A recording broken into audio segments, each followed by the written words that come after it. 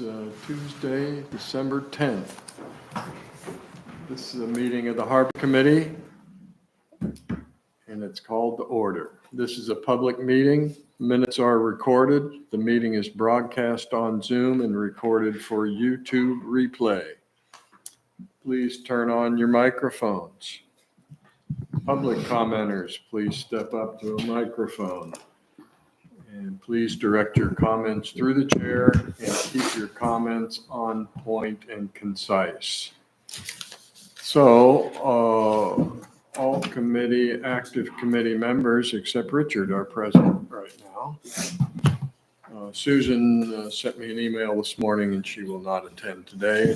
Steve Pixley, I don't know if he's going to attend or not. Public comments on non-agenda items. We have no public people here. Does anyone have any non-agenda items they would like to share? I do. Are any or all of us familiar with Civic Sunlight? No, I saw that in your notes and I wasn't sure what that Civic was. Sunlight is an AI application that I don't know how I got connected with it, but it sends out reviews, I won't say minutes, but reviews of public meetings here in Camden. And I think I've seen a Harbor Committee covered once in the past. Select Board meetings are covered. Recently, I saw one from the McGunnacook River Citizens Meeting, and maybe also the Conservation Commission. Do you know who is doing it? AI. No, I thought it came via the town mailing list. No, that's a private entity that's doing that. So they're taking the Zoom meeting. They use a Replay or different whatever, and- Software, I don't know exactly what software they use, but they don't use the Zoom. Another YouTube critic. has their own like recording, it'll do the, chat for it and everything, but they use a different software. So I don't know exactly what it is. Yeah. Does it just do a transcription of the Yeah. meeting? Oh, okay. It's like a summary. The same thing that happens with this, the Zoom does a summary for me and I can mail it to you. It's not always 100% accurate, because Yeah, they kind it's not a transcript. It's an of interpretation. estimate, Yeah. interpretate what. I thought it was actually- Whatever I read, I thought it was fairly accurate. Oh, that's- Yeah, Yeah, sometimes it is and sometimes it isn't. It depends on the topic. right. So you might be interested in getting connected with Civic Sunlight. Or maybe not. We have no minutes from the meeting on November 12th. That will be deferred to January's meeting. And January's meeting, do you have a calendar handy?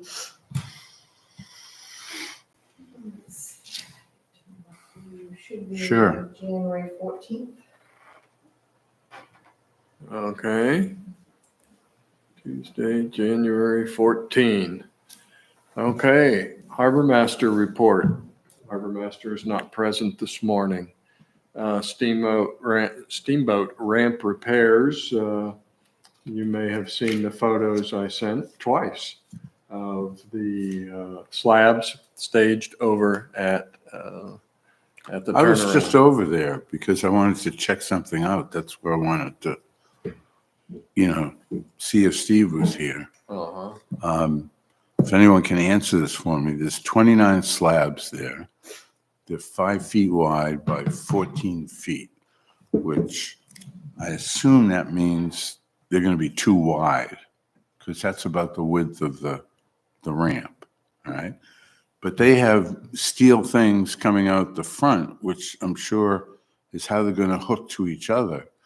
But there's no holes in them. So I'm kind of wondering about the anchoring system and what it connects to. Maybe Steve will show before we That would be nice. The picture looks like there's, but you didn't see anything on there. On the surface, on the top surface, which is serrated, There are 2 or 4 not holes through, Oh, but okay, things, that's what I can which see is in the just for picture. lifting. Okay. There are hooks down there. Yeah, I was, Okay, Just I there. counted 30. And I counted 29. If you look at the back row, the bottom one is underneath right, a so ways, so you can't. it makes see. sense that there be a pair. Yeah, there'd be So pairs, that's, 15 rows. all right, 75 feet long, a little more with the gap. I'm curious about how they're anchored because assuming whatever anchors them has to have some width on the bottom, to be an anchor. Did What's you- it hooked to? Well, did you notice those recessed, I don't know what you'd call them, hooks or rings on the tops of them? Yeah, but it doesn't go all the way through. Well, what are they for? Lifting. Lifting only. I believe so. I just stuck my hand in there, couldn't go all the way through. Yeah, And there's kind of a Oh, ring I or a hook. yeah. Yeah, Uh-huh. but that's not going to go through an anchor to the bottom No. because that's no. the top. Yeah, I don't know. Can't answer your question. They have tabs to hook them together? Yeah, Yeah. yeah, but the tabs come out about that far. And I'm thinking that you can't put the anchors in first. The need for accuracy would be unbelievable, to go into the mud and have something coming up and then be able to put the thing over it and have it in the right position. I just think it's going to be an interesting, curious application. Who knows? Okay. Is that Well, engineered by our new town engineer? Was it engineered by our new town engineer, or what is that? don't know that. I would imagine that's a standard manufactured item. No, they Some- had them specially made at American Concrete. there. Huh. Well, I'm assuming they were. Well, I'm sure they're reinforced, not sure. Hope they are because they're only about that thick. It'll be interesting to see if it holds up any better. I don't, Okay. Well, we'll have to see if we can get Steve to respond to that question. Mercantile, as we probably all know, is sitting on the dock down there, and last I saw, it's not covered. I have another question about that too. Sources of information came to me saying that Schaefer, or whoever is whatever, gave Lyman Morse a credit card for the deeply discounted mooring bill that Lyman Morse gave them. The credit card bounced. So they were supposed to pull the mast last week. Because of that, they refused to pull the mast. My question is, the mast was supposed to be part of an inspection. And if that isn't done, is their insurance still good? And do we have an insured boat on the wharf or an uninsured boat? well, the inspection is to do with the Coast Guard. Correct. But it's a condition of maintaining your insurance usually. They're gonna bring a crane over to the public landing and take the masts off. The boat. is Yeah, on sitting, credit. Boat is sitting 100 feet out in the water. No, No, they take. No, they're not going to do it. My only concern is, has the town been exposed to an increased liability position of whether or not that has insurance?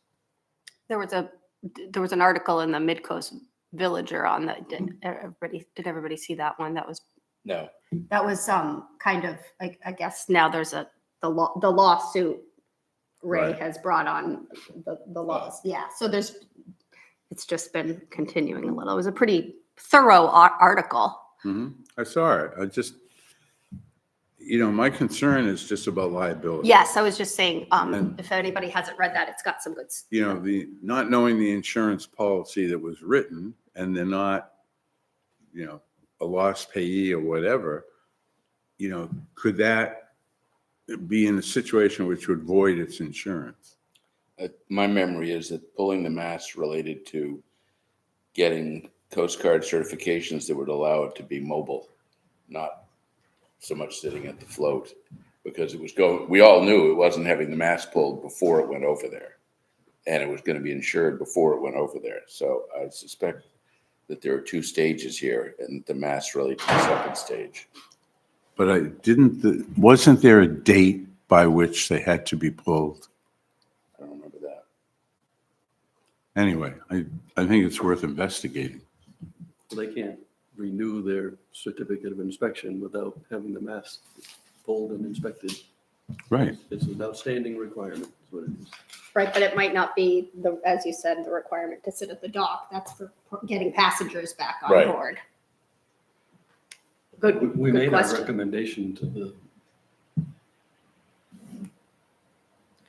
board, so Yes, we did. we've had that. We spent 2 hours in conversation. And Mhm. our recommendation was that there be insurance and that there be some sort of financial backstop to protect the town in the spring when and if somebody shows up to. Or doesn't show up. Or doesn't Yeah. show up. Yeah, I mean, it's out of our hands. We've made our recommendation. Okay, well, another issue for the harbor master. Also, if I sent a photograph of the channel markers in the outer harbor.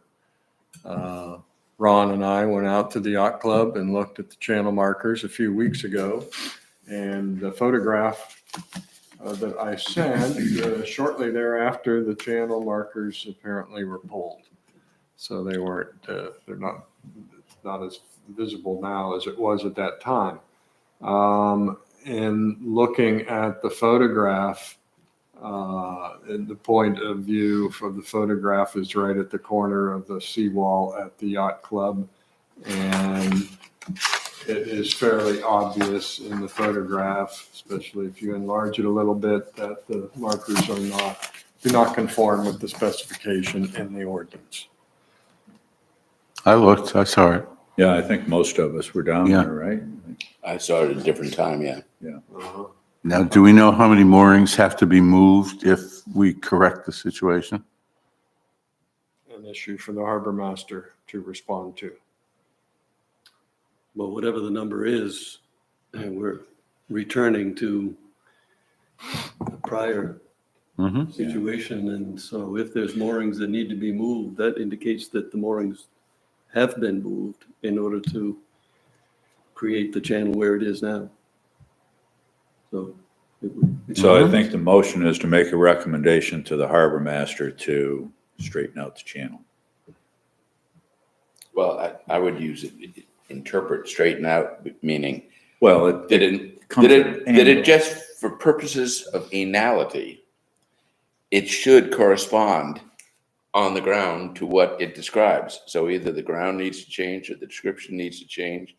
And I personally, if there's no reason, if the width of the channel is what really matters, and this location is safe for everyone, or this location is safe for everyone, I'd just soon have it as expeditious as possible and not move moorings just because 20 years ago it was set in a certain place. I So do know navigation. I know my husband's Garmin, it doesn't line up. So that, for him, for people who know the harbor, it's not a problem, but right. so I'm not saying it's necessarily a hazard, but you're right. If it's, Well, my thought is what I saw is that it's not a straight channel.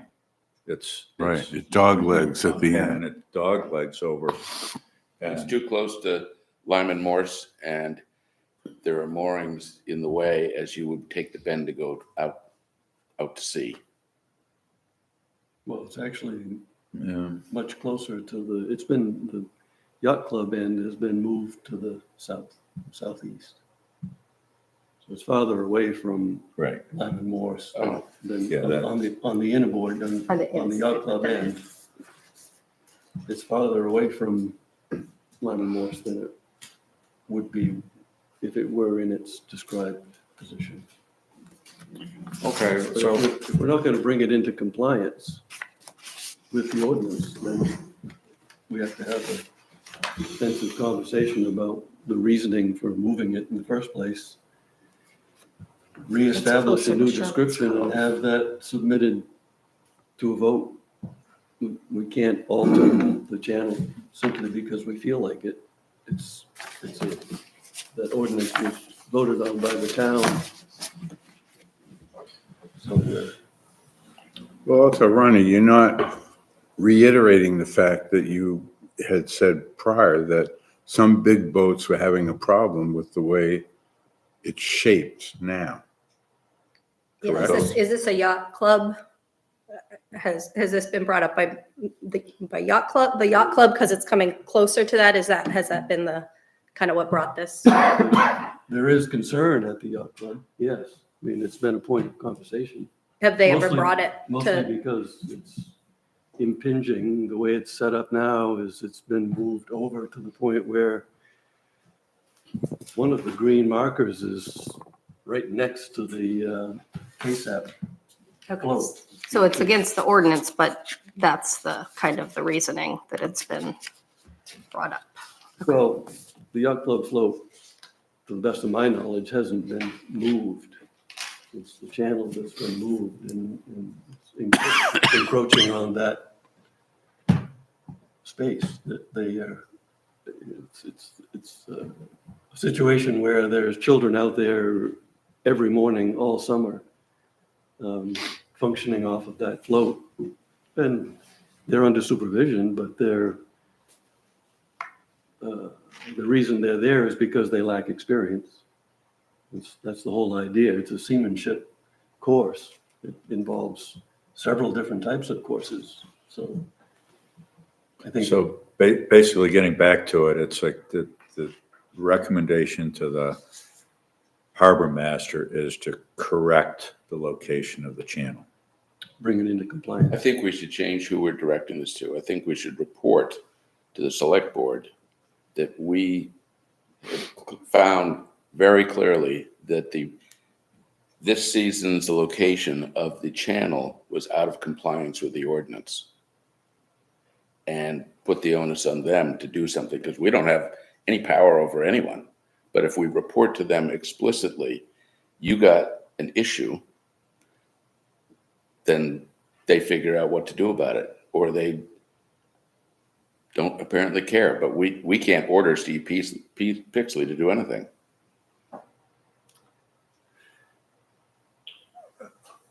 Well, Unless he says he'll put it back in the other spot next year without going, yeah, I think If- that's a good idea, but yeah. the harbor committee has the onus to mediate discrepancies or issues that come up. I mean, I think we have an obligation to have a conversation about it. Right, and I'm saying we are having it, and we should have, you were correct to bring it up. It is very obvious to everyone who's looked that it is not in compliance with what the ordinance said.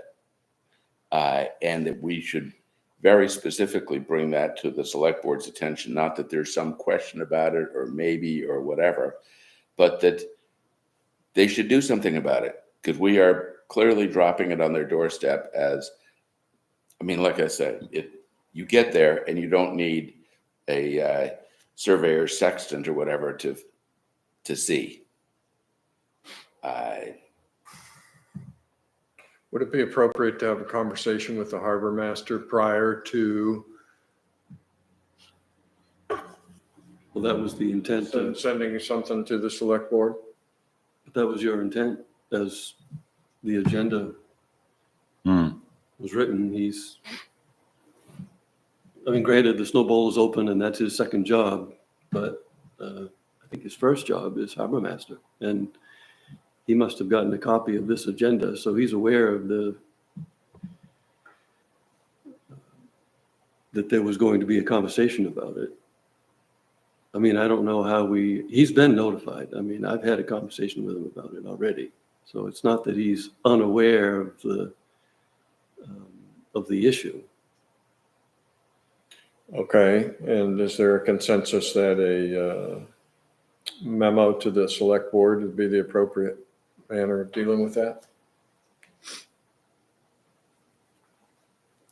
Yay or nay? That's what I would suggest. Sure. Yeah. I mean, In the it's- hopes that they would direct him to straighten out the channel, so to speak. Do you know, are the markers anchored? I mean, are there wooden floats on there now, or does he pull the whole setup out?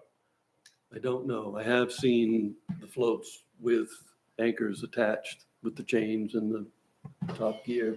What I've been told On is the that town dock. the The whole whole works whole come out? works comes out, yes. So they get relocated every year. Yes. No. Okay. So With memo today's- memo to the select board. I, Mhm. you know, I guess if that's the way you want to direct it, I just think the select board has enough on their plate and that we can just, you know, I think it would be So- nice to get a response from Steve. We've Right, asked all these yeah. questions of why this is here, but we haven't heard if it's no, kind of I organically think- happened or if there's actually a reason. I mean, if we can just basically tell them, I mean, next year when you set the channel markers, pay attention to where they belong. Set them in the right place. Well, he was apparently under the impression that he had the authority to put it anywhere he wanted to. That was his response to me when I questioned him about it. Well, he may So it becomes decide not a- after we've It becomes a guided matter him, of but I don't know. searching through. We've all read the ordinance. I haven't seen any indication anywhere So that would suggest that he can put it wherever he thinks is appropriate. There is a reference to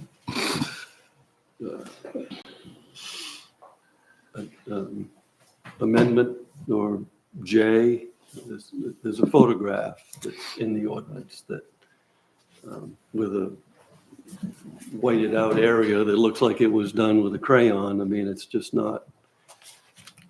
It's certainly not a straight line the way it's drawn on the photograph. So unless there's some, I don't see any room for interpretation there, but Well, I'm not a lawyer. the second thing we can do is say that we need Steve to attend the next meeting to discuss the apparent discrepancy. Yeah, well, my only question would be whether or not whose authority who sees it first? Town manager or select board? Okay, so memo to the select board, and what would be what are the points to be made? Well, does anyone have any feelings about that question? I think we're just reporting that it's very obviously not well, I'm going by what Ronna said, the ordinance says, but now that's the little dangling memo J or whatever you just referred to. But we're just reporting that it's obviously not in compliance. We don't know the whys or wherefores, how it got that way, whether it's a good idea, bad idea. It's simply not in the place that it's described as. It's Appendix J. There's a photograph. The channel description Well- refers to Amendment J. Right, but the description is specific. Yes. And the And other, the J is just an illustrative It is, of but that, not meant to overrule it. no, I don't think it's intended to overrule it, no. I mean, that's my take on it, and the Amendment J or Appendix J is, first of all, not a straight line, and I don't believe it's an accurate rendition of where the channel is described to be. So, but I'm not suggesting that, I think that. What's this- the wording of the ordinance where it says where it is?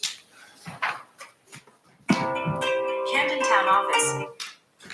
A channel approximately 75 feet wide, extending 1,500 feet from the inner harbor line to the center of the outer harbor. The channel's southerly line being arranged commencing at a point at the easterly end of the wharf of the Camden Yacht Club to the day marker at the inner ledges off Northeast Point. Passage of vessels shall be through this channel. the channel shall be marked with suitable municipal channel markers from June 1st to September 15th annually. Well, the southerly line is very specific in that wording. Yes. You know, the approximately 75 feet and stuff like that you could play with, but if that line does not run essentially between those two markers, then it's not Non-compliant. obeying the description. It's been a long time. I mean, I get your point. I don't think there's any point in going back 10 years to say this is how long it's been out of compliance. It's out of compliance this year. Let's bring it into compliance. I don't think there's much point, but it's been, my opinion, my observation is that it's been out of compliance for a long time. And it may have been, and that's why I was saying up front that I just think we need to observe that it's not in compliance. Yeah. It can become in compliance because the line gets changed or because the markers get changed. But they should essentially line up. Right, but someone may know more about this than I do, but I don't think we can change the description without bringing it to a vote of the town. That may be. I mean, it's an ordinance. It's an The ordinance. point is, I mean, we've all been down there, we've seen the channel, we've seen that it makes a hook at the end of it, which is not the way it's been in the past. It needs to be corrected. We just, I mean, we can talk around in circles about it not being in the right location, but we've determined that. So now the next step is, how do we address that? We'll send a memo to the harbor master and maybe CC it to the town manager, say this needs to be addressed and corrected. Just, I was I just thinking, mean, but the point I was making, Mark, is that we have what appears to be two options. We either bring the channel into compliance as it's described in the existing ordinance, or we make a change to the ordinance. Those are the two options that I see. Yeah. And if there's reasoning behind relocating the channel, then we need to hear that. Yeah, that could be part of the memo too, asking why Oh, it has boy. changed. Well, it'll become obvious at some point that they'll, like I say, I'm not a lawyer, and it's just my interpretation, and it's my understanding that we can't change the description of the channel location without it going to a vote of the town.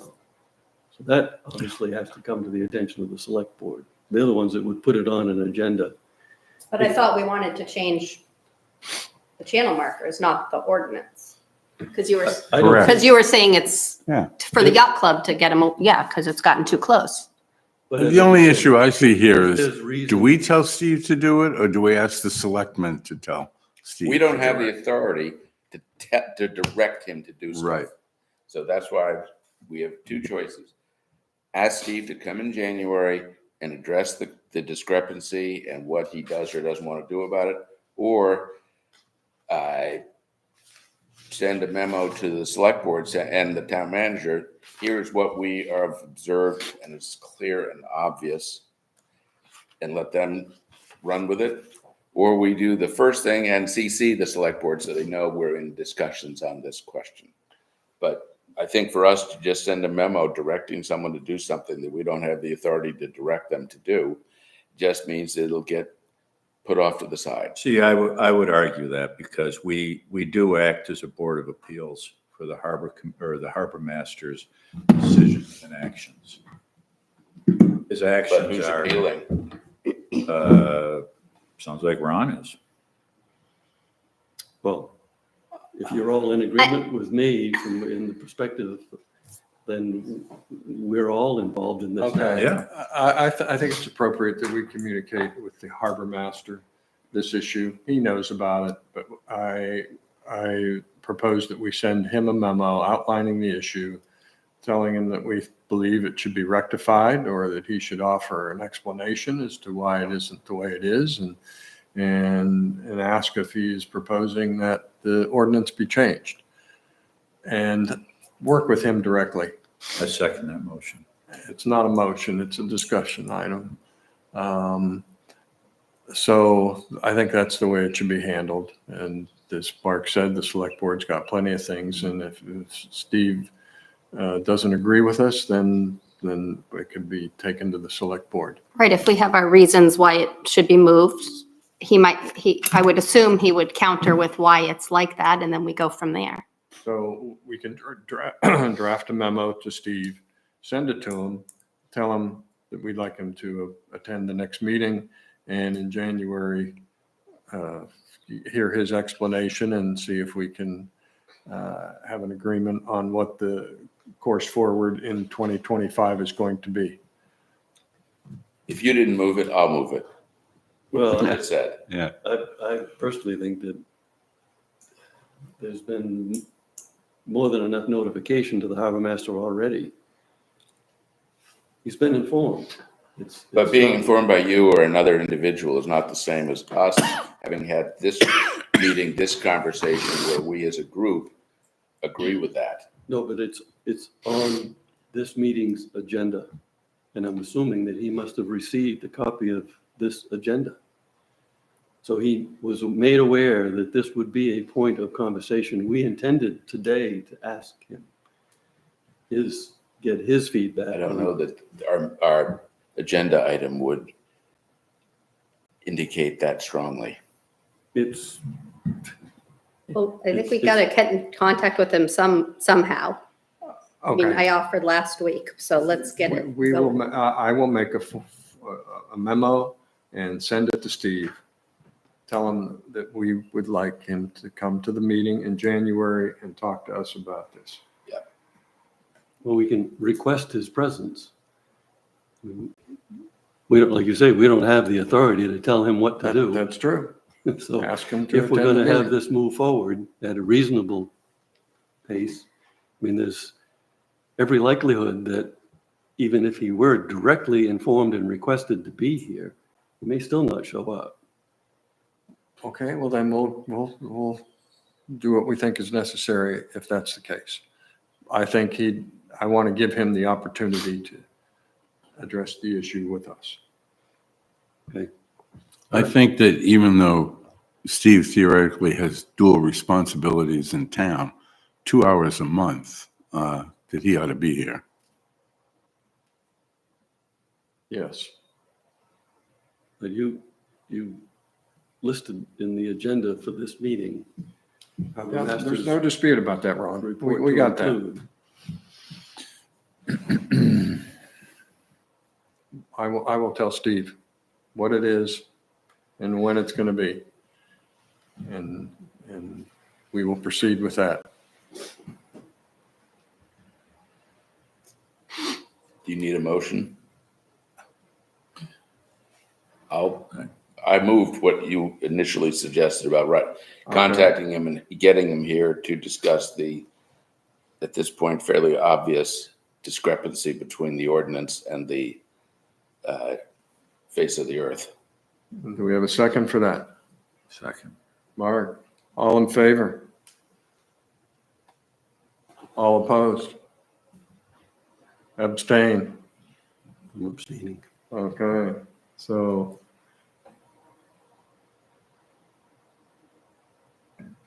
we had 4-0-1. Liz, you raised your hand, but I don't think you're voting. Well, we're both alternates. I just, Well, that's true. Let's see, and Richard is not here. And I guess it's only a problem if me and Steve oppose our it votes. was at Stephen's turn. I think it was That's fine. I take my Okay. hand back. 5. But not your opinion. Yeah. Okay. It's the same as Steve's. Okay, very good. Moving on, commercial fishermen's float applications. You've all seen the applications, I presume. Mm-hmm. We have Herb Baharrel, is that his last name? Excuse me? What is Herb's last name? Baharrel? Well, at any rate, Herb, his boat is the last chapter. 27 foot. Arthur Tibbetts, Ram Duck, 27 foot. Bradford Scott, boat named Webb. Webb? That's what's on the application. And 36 foot, it looks like. Adam Scott, Mojo, 34 foot. Toby Winkelhofer, Gladys Wink, 35 foot. David Emery, Late Night, 28 foot. Barney Appleton, Samantha Kate, 34 foot. And Dominic Joya, Camden Harbor Cruises, Periwinkle, 40 foot. And Liz, did your email go to all members? It did. Okay. I got it. I, You yeah. sent it out. You I didn't copied get it. any responses, but yeah, I did get a response from Susan and we chatted. But she's not here. Okay, so, do you have, anybody have any questions for Liz? Yeah, well, enough for Liz. How many parking spaces are there? You know?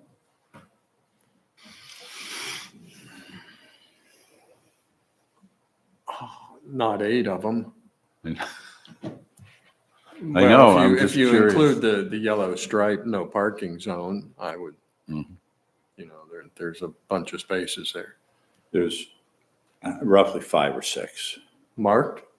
Or you mean marked, white lined or including the yellow lined? Fishermen's parking spaces. Uh-huh. Do they have, where the planters are toward the bell from the boom? Google Earth is not accurate. Are those marked for fishermen or are those are No, it's public? just right in front It's of just the yellow area. I wonder if we can get a topography here.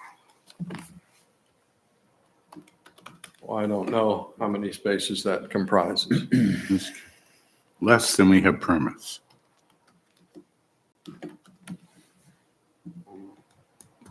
Are you aware of that being an issue, Stephen? I don't know. I don't,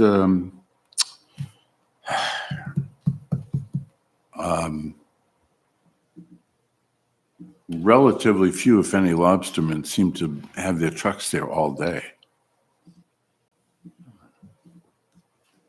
There's definitely some, obviously, I don't want to be a conflict of interest, but, there are some part-time fishermen and people who are bebopping around to other places too. So I don't think not everybody's going out every day, but it would be good to know how many spots they have. You may have seen I had asked Jody, the harbor clerk, about harbor fees for year 2025, and she said that she had talked to Audra and that it was likely there would be no changes in 2025. The fisherman's fee is $450 resident and $550 non-resident, with a $25 application fee. Liz, can you tell us what the fee is that the Periwinkle pays for its day sailor float use? Not off the top of my head, no. Okay, day sailor fee, $2,900. So does that mean that there is $2,900 paid by the Lively Lady and then $2,900 paid by the Periwinkle?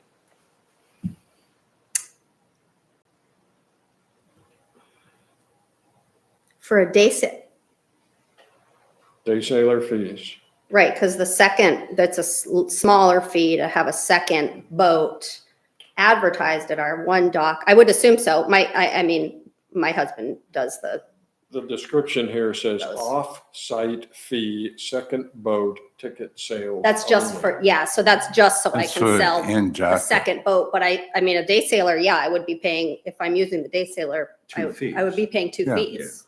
They're paying. Yeah, I don't get a discount on the second one. So What is Periwinkle licensed as? I mean, it's licensed for 19 passengers through the Okay, Coast But Guard. I mean, does it have a lobster license? We have a recreational, like any Maine resident, lobster license. Okay, And then my husband gets a halibut personal license that's not, we don't take people out halibut fishing. Right. It's just, that's a personal, so that would be considered because it is a commercial, the halibut license is commercial.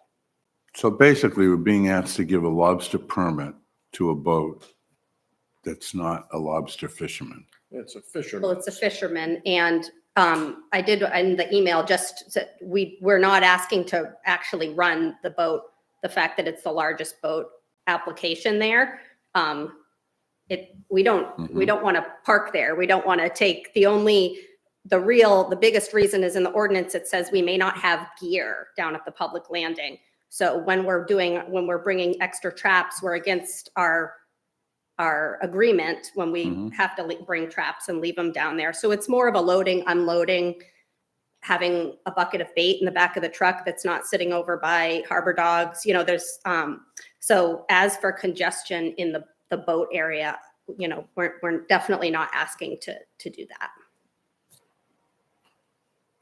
So then the Periwinkle will pay their $2,900 day sailor float app fee and an additional $450 to be. He pays for parking all day because he has to have his truck down there. So, yeah. Yeah. Okay, so that's the situation with the Periwinkle. Does anyone have any questions or issues with any of the 8 applications? Well, I think there's some philosophical issues about the Periwinkle having a license there. I mean, if we allow that, then anybody with a resident lobster license can apply for a permit for the fisherman's float. And, Okay. and if we're going to say, okay, we're going to open up spaces, well, then maybe we want to move the fishermen over to the day sailor docks too. I mean, if the day sailors are going to the fisherman docks, why shouldn't they be able to Should have go just over put there? halibut on there. The ordinance. I mean, hey, you know what? I mean, there, I think that your application's being discussed now. okay, thanks. The ordinance says that the fisherman permit is restricted to fishermen fishing is their primary source of income. Yep. How many of these applications are in compliance with that is anybody's guess. One of them said it's not his primary source of income. I think he also said he was fishing 800 traps, so maybe he's also a Bitcoin promo. And No. there We are actually other have the folks that do ordinance most of description their of- fishing in different towns. Do we have an ordinance description of what the requirement is for that? You would say primary source of income or whatever, what's that from? From the ordinance. Because it does seem like The a, ordinance, applicable ordinance.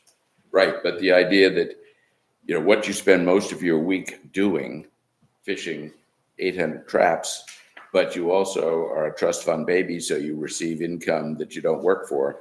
I don't think that should eliminate you from, because the purpose is for people who are devoting their time to commercial fishing. I do want to say whatever you guys choose, it's okay. I mean, there's probably going to be, Susan said there's probably going to be discussion about a day sailor possible parking permit now that the program is changing down. So it's really, my husband said, he said yesterday, if it's going to be a big deal, don't worry about it. It was just a way to kind of comply with her, so no pressure here. Okay, Just wanted to give the information.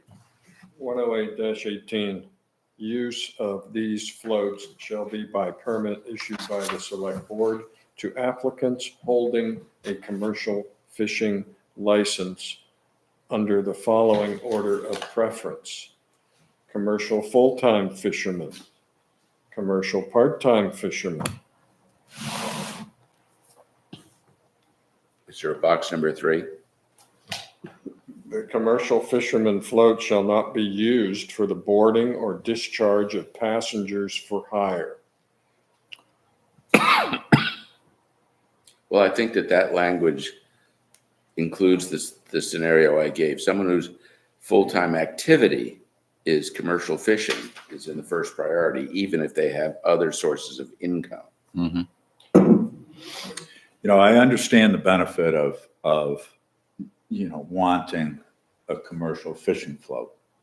And what concerns me is the can of worms it's going to open up in the Right. future.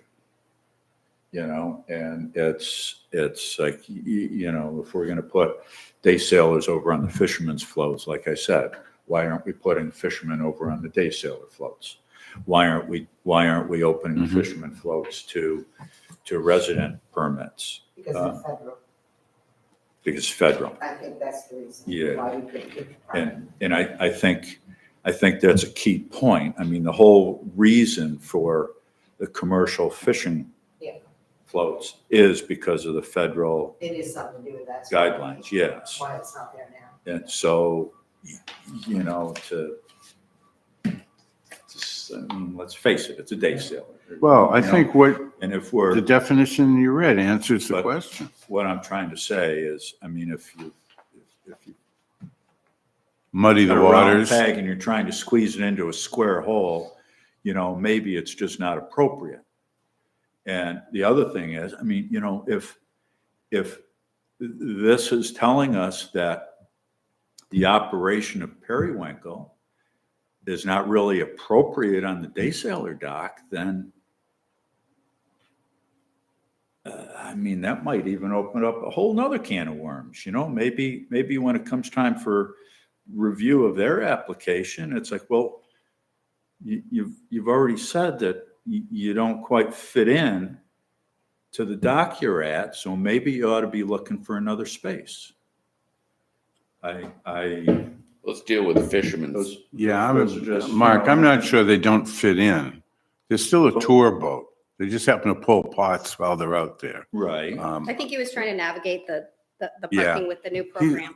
This is thing, they're just trying to Yeah, make so- their life more convenient. Yeah, And it's okay Yeah. if that doesn't happen. but how about making my life more convenient? Or residents' lives more convenient? I We're all just for want a that too. parking We're all for space. that too. Yeah, right. So, Let's go to the other. I think there's a floating consensus that the Liz's application is not going to fly for the fisherman's float. Yeah. The question I have is whether there's a limitation in the number of applications that can be granted, because they've given us a priority of full-time, part-time, et cetera, and it relates to your physical activities, not your income. And maybe that gets to the number of parking spaces that have been allocated, because if they only say there's meant to be 5 permits, well, we can't grant 7, and we have to rank them according to the priority of full-time, part-time. I may have been mistaken. I don't see anything, unless it's somewhere else in the ordinance. I don't see anything here that requires that be their source, the primary source of income. Right, well, I think that's just an interpretation of the full-time activity It's on thing. the yeah, application. that's just on the application, Oh, okay. but I thought I it read it doesn't somewhere. doesn't say it's a requirement. It's a question on the application. Is this your primary source of income? Okay, the ordinance says commercial fishing, applicants holding a commercial fishing license.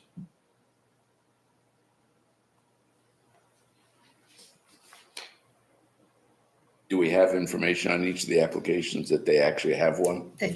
They say in the applications what kind of license they hold. The Dominic Joya's application, item number 2 here, Maine State Fishing License Number. And there's one number, there's another number, and Well, I think he's got the hell of there's it. a third The number, hooks is so I'm the hell not of it. clear how to interpret that. but they're stating on the application, there are Maine state fishing licenses. But I'm assuming that the halibut license is not a commercial license. It's just you need a license, just like you need a freshwater license. Liz, what's the word Good question. in front of the number sign there at the third? You're asking me to third read number? his What's that handwriting? say? Leads, loads? Leads, that's the, who issues them or something. LEEDS. Are these commercial fishing licenses, Liz? I don't know if they're commercial or, as you said, Steve, needing a light. I don't know. We would have to ask my husband that. It was either me or him at the meeting today. So I think what you said is, fine. We can, I don't think we need to give our application any more time.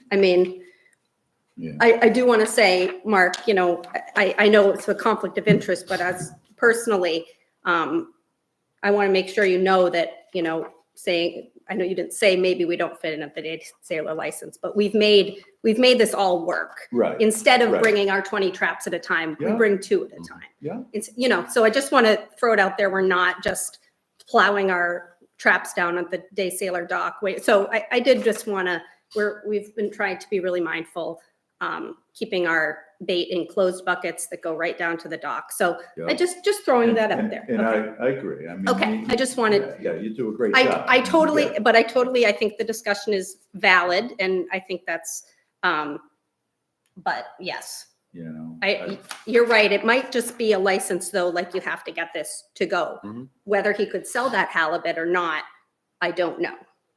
You could always give it away. What, But I do think there are some other, Yeah. Application. Let's. Okay, sorry. we got Yes, whatever it is, sorry, I 5 or wanted 6 to- other applications. There's 7 Okay, other 7. applications. sorry. And- So based on the discussion, it appears that the committee approves 7 applications and rejects the 8th application, Dominic Joya.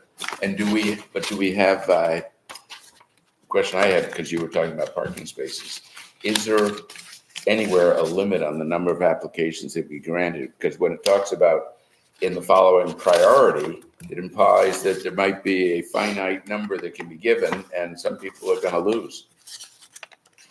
Well, that's interesting. I know there certainly is on day sailors, but I don't think I've ever read anything about lobster licenses. Well, I I mean, mean, fishermen float. So I guess we need to know if all of these are commercial licenses as And well. 10818B, the number of permits shall be limited to the number the facility can accommodate.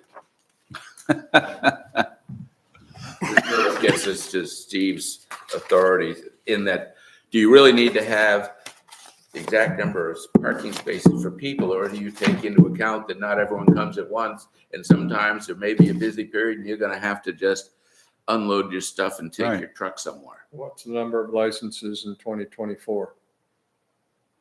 Well, from these licenses, Everybody on that yeah, list they all Renewing. is renewed. claim they've been there for years and years.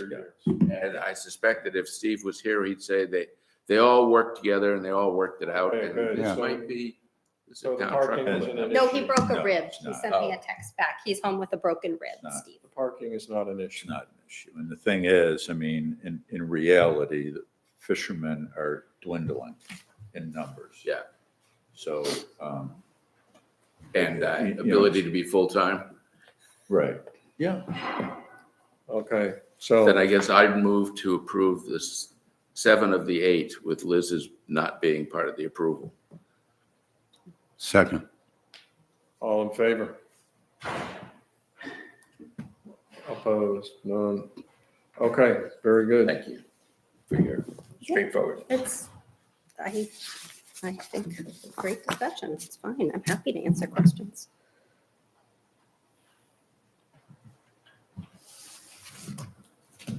Okay. Bylaws, next item. Hopefully, people have had an opportunity to look, or took the opportunity to look at the form. Yep. Yep.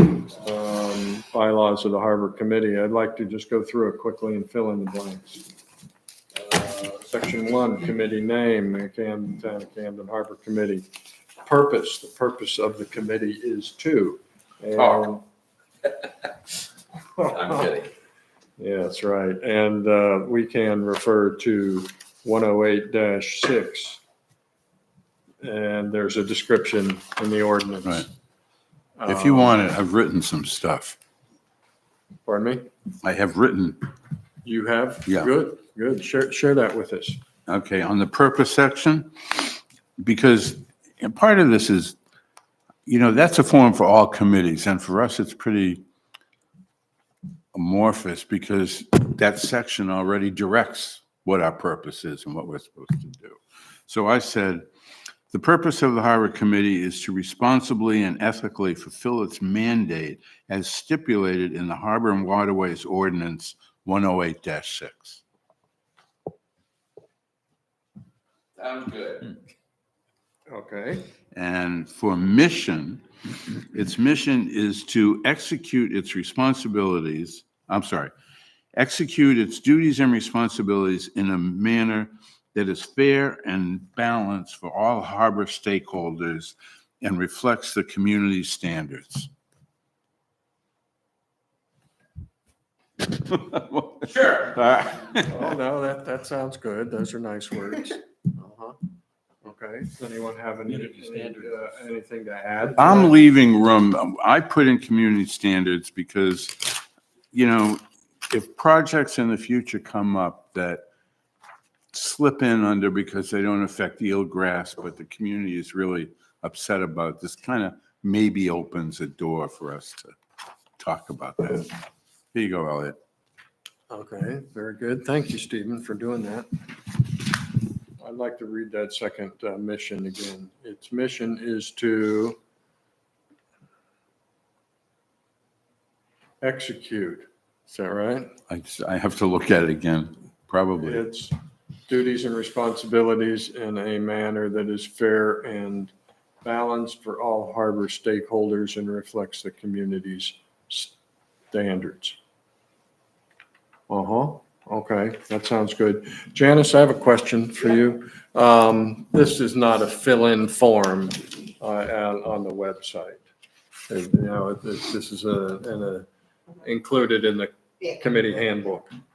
Yeah. So does this exist, this form exist in a manner that can be, No, usually we just type up something with their bylaws. this doesn't exist in Word or anything like that? Okay. I can probably get them for you, I'm sure. Thank you. All right. There is in PDF in the full program, I think you can I can convert it. convert it. I can do that. I'll send it. I'll ask you to do that. Yep. Thank you. Okay. All right. Anybody have anything to add to the mission and purpose section of the bylaws form? Well, my question is, even though I sort of hesitate and cringe, but somewhere reflecting that this is a place where concerns or whatever can be raised. So that it's not just, well, there's a specific this, a specific that. If someone was concerned about a certain part of the harbor, they could Come channel to it through us. here. Yeah. And I cringe and hesitate because I don't want to just be a place where everyone's bright ideas come and we have to respond to everything. But at the same time, whether there's some appropriate place for people to, Well, that's. I believe in the non-productive conversations. I think that sometimes that can be very helpful I agree. to air things out, even if it doesn't lead to a specific ordinance change. But I don't know how to describe that. Kind of the first stop. Okay, so the Harbor Committee meetings can serve as a forum for presentation and discussion of harbor-related issues. Actually, yeah, and actually we do that. When we open it up to the public ahead of time, that's how concerns can come in and say, well, that's not really our job, or boy, that's a big one. and sometimes it gains traction, and sometimes it's just someone who articulates a concern, and that's that. Okay, I'll do the form and I'll use Stephen's text as the basis for our fill-ins there. And I'll send that form out to the committee members prior to the next meeting so that we can take quick action on it at that time. I would just add a sentence about, being a forum for community Yes, concern. I got that. Okay. Is that agreeable? Yep. Good, let's move on. I attended the Harbor Resiliency Workshop on Tuesday. Did anyone else attend I that? did. Via Stephen and Liz did. And there were other similar workshops, I think Monday and Wednesday also. There is to be a community meeting such as was held in October, I believe it was, and another one, but that date for that has not been announced to my knowledge. And I would encourage all committee members to attend that upcoming meeting. There was a presentation by, what's the guy's name? Consultants, yes, Richardson and Associates, and one of their partners in their proposal. But what I got out of it was that hardening is one of their approaches. And by hardening, I mean building up seawalls and increasing elevations. I had one concern about that. I mean, sort of what they stipulated is that because we have so many different property owners along the waterfront, that it's going to be individual property owners' choices of how they mitigate the future effect of sea level, et cetera. And because of that, some of them, like, I can think of two examples. One is hardening, all right, in which case. Armoring was another term. Okay. used. Hardening, armoring. In the hardening, you raise the building and you make sure however far you raise it, you build it in such a way the water can flow in that raised area, louvers or whatever. But other examples are that you could say at the yacht club, you could move the building back and re-landscape the ground to a slope, okay? The same thing in, let's say, our downtown parking area, the waterfront. If we chose to say, all right, we're gonna re-landscape it, we're gonna take part of that parking lot and we're gonna build a slope that's gonna go up to the future level, et cetera. What that means is someone next door, like the hotel, they now have to harden all the way back to our new level. So we could wind up with the properties along the harbor, a few of them being at very different levels. Yeah, right. It's a difficult issue. Could I make a clarification? Yes, go ahead. Please join us here. Just to say, my name is Molly Mulhern. Hardening, from what I understand, is hardening is building a solid wall. Right. But raising a building is not hardening. And the state permitting right now, I think Richardson would say, they're permitting against hardening, which is the wall approach. So much of the new recommendations is that that's not an okay approach. And Richardson clarified that in the meeting. So it's really, and retreat is the term for for the yacht club, for instance, if you move the building back, that's retreat in the terminology. Right. But they're not going to move the hotel back.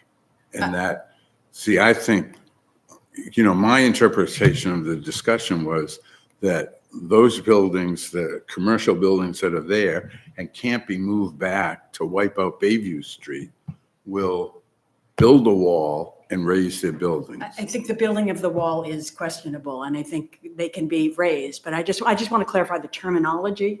Hardening is not what Richardson and those folks are advocating, because it's very much against Pete Slavinsky, who's the state geologist, and the other experts have said building hard structures is not, because of the reasons you've mentioned.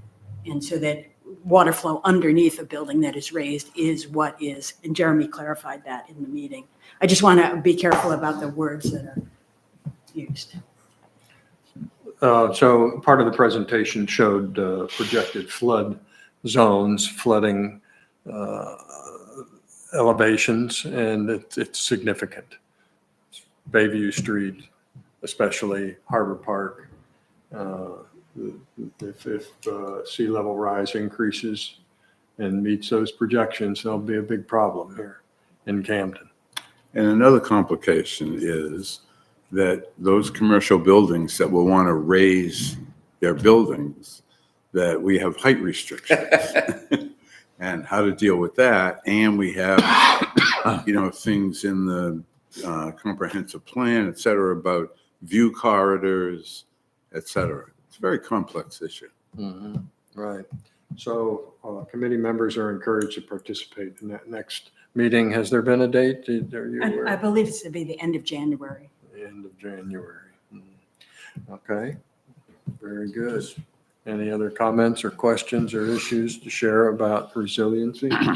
Moving on So, then. well, on this hardening, all right, let's look at the, like the library park. Would it be considered, raising that wall so that no longer floods in that area? Would that be considered hardening and not acceptable? I think there's lots of variations on that, and I believe what Richardson and WSP, the engineering firm that have been, are on doing the Harbor Resilience Plan, have advocated for other solutions that are more creative, that are not traditional, just raise the wall. And Blake and company will talk about that, and they've talked about that. And their deliverable is to be an adaptation toolkit, which is a sort of a list of, these are various ways you can achieve a similar thing without the traditional hard granite wall.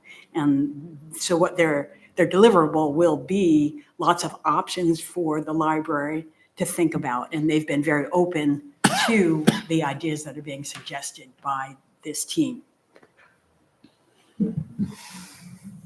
I would just like to put in 2 cents worth at the yacht club issue. Moving the building back doesn't change its elevation, Right. and it eliminates extensive parking area that is required for its function. So Right, right. And I think the yacht club, I think it's unlikely that the ultimate solution would be to move that building back. I think raising it up 4 feet is a more doable, more appropriate solution to the challenge. yeah, and it's my understanding that that's what a lot of people there, and Richardson isn't going to say what anybody should do. The adaptation toolkit will give the various options, and, The hardening question, we have existing granite structures. And raising those existing structures to accommodate a higher water level is, I don't know if that's considered hardening, or is that just sort of a remediation? We've got a structure there that we can add to. So why would we tear it all down and compromise? Build a stepped slope at the yacht club. That's not a good use of the money. it's a And perfect, likewise at the town Harbor Park, it's not a good use of the money to take out an existing structure. Why wouldn't we add to what's there, maybe another row of stones for now, put another wall farther down the beach, because we've got beach erosion issues, which were brought on self-inflicted, really not related to sea level rise. We've dredged so far into the harbor that we've eroded that beach. And I think that's had an effect on the stability of that existing wall as well. Absolutely. And you're dead on. And that's why there isn't one answer for any one of them. And, you know, all along the state, people are grappling with those issues. And our harbor right now is a hardened harbor. And so how you manage some of the best practices now with what's already there is part of what they're looking at and offering ideas for. And it's a chance to be creative and try to figure out, okay, what's the best given what we've got and what we think is going to happen. And what's the best return on your investment? Right. So, and, you know, and it's a process that coming to the final or even reviewing the videos that are there is just really encouraging because there are a lot of really good ideas and nobody wants to spend money we don't need to spend or make it worse for the neighbors or anything. Nobody has that in mind. So the fact that we're talking about it and sort of thinking it's not a one-off solution is just a really good place to be.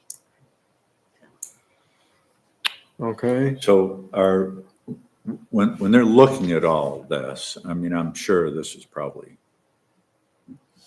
done, but I mean, this is a national issue, all right? This is happening all up and down the coast.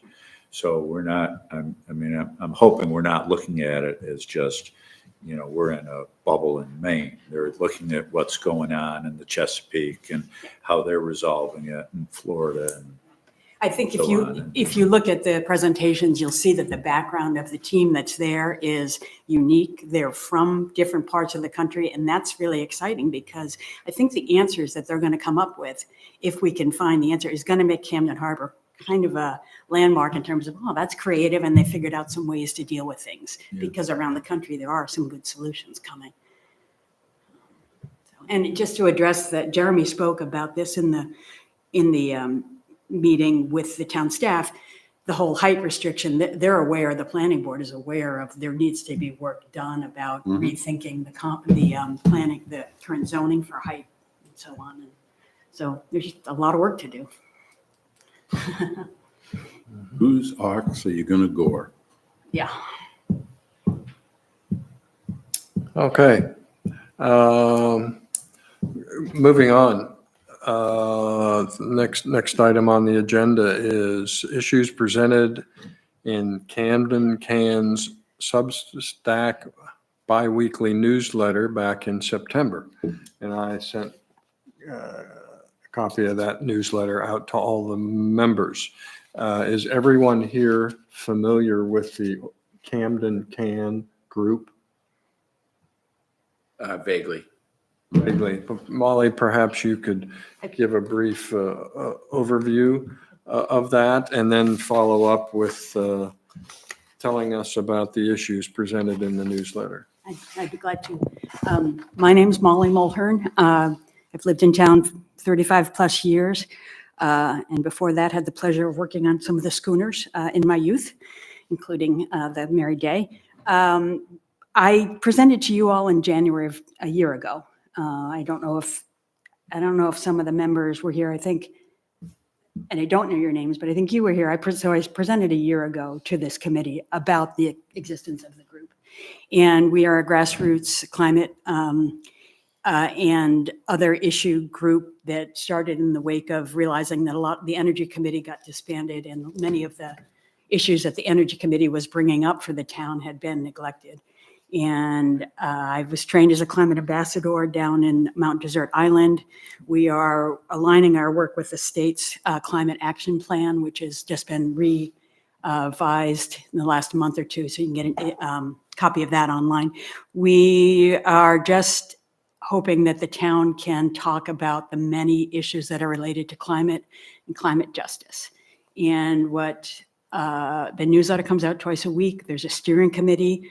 We have open events. We've done a series of talks called Camden Talks Climate.